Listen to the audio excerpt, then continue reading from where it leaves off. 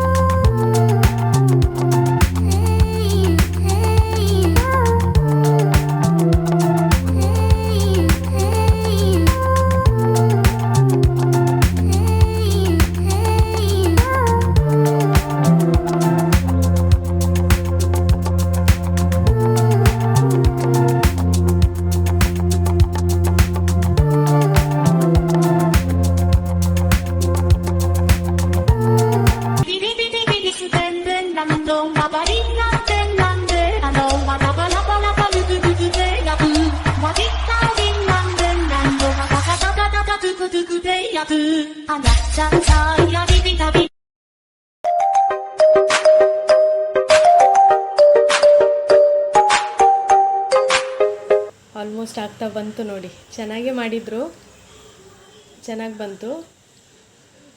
ನಂಗೆ ಖುಷಿ ಆಯಿತು. ನಿಮಗೆಲ್ಲ ಹೇಗೆ ಅನ್ನಿಸಿತು ನನ್ನ ಹೇರ್ ಸ್ಟೈಲ್ ಅಂತ ಕಮೆಂಟ್ ಸೆಕ್ಷನಲ್ಲಿ ತಪ್ಪದೇ ತಿಳಿಸಿ. ಮುಂದಿನ ವಿಡಿಯೋದಲ್ಲಿ ಸಿಗೋಣ.